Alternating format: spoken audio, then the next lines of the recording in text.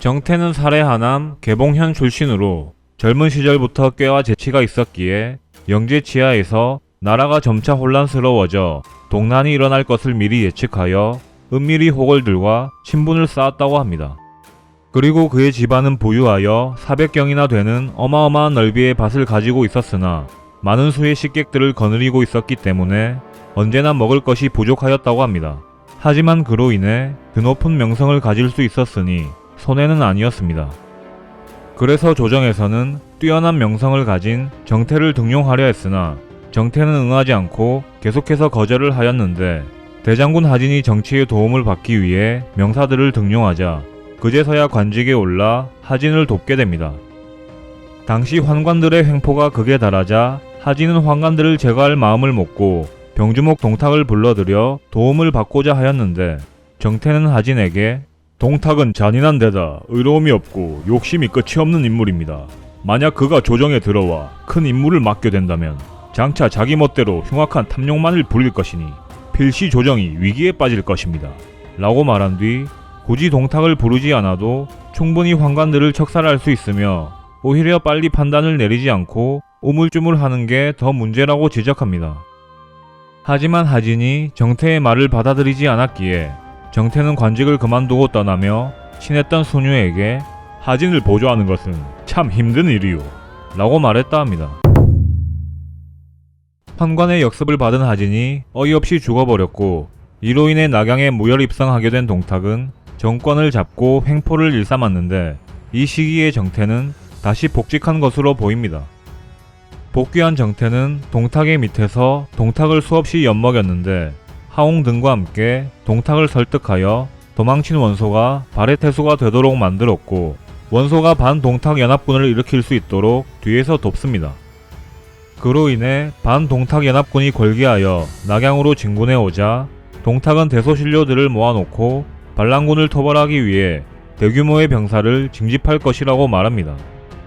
많은 신하들이 동탁을 두려워하여 그의 의견에 반대하지 못했으나 정태는 동탁의 병사가 많아지면 많아질수록 그의 횡포가 더 심해져 제어할 수 없는 상황에 이를 거라고 판단했기에 직접 나서서 정치는 덕으로 하는 것이지 병사의 숫자로 하는 것이 아닙니다. 라고 말합니다.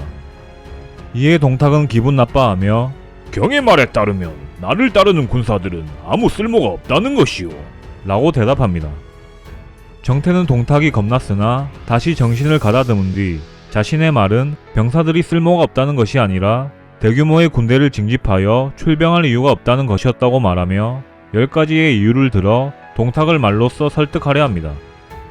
정태가 말한 10가지의 이유를 요약하자면 반동탁 연합군을 이끄는 애들은 군을 이끈 경험도 없고 무능하지만 동탁은 뛰어난 군제를 가졌고 그의 군사들은 최강의 군대이니 굳이 수많은 병사들을 징집하여 천하를 놀라게 할 필요가 없다는 것이었습니다. 이렇게 정태의 목적은 동탁을 치켜세워 그가 반동탁 연합군을 과소평가하게 만들어 대규모의 병력을 징집하지 못하도록 하는 것이었지만 정태의 혓바닥에 노란한 동탁은 거기서 한 발 더 나아가는 결정을 해버립니다. 그것은 바로 정태를 직접 사령관으로 삼아 여러 군대를 이끌게 하여 반동탁 연합군을 토벌하게 한 것입니다. 만약 이대로 일이 진행된다면 정태는 반동탁 연합군에게 동탁의 병사들을 내어주거나 전황이 반동탁 연합군에게 유리하도록 만들 수 있었기 때문에 동탁의 파멸은 기정사실화나 마찬가지였습니다. 하지만 안타깝게도 어떤 인물이 동탁에게 다가가 정태의 지혜는 평범한 사람의 것을 뛰어넘었기 때문에 반동탁 연합 측과 결탁하여 음모를 꾀하고 있습니다. 지금 그에게 병마를 맡기면 그 무리에게 가세하려 할 것입니다. 라고 말합니다. 그 이야기를 들은 동탁은 곧바로 정태의 병마를 몰수하였으나 어떤 인물의 말을 다 믿지는 않았는지 정태를 죽이지는 않고 의랑으로 임명해 조정에 묶어뒀다고 합니다.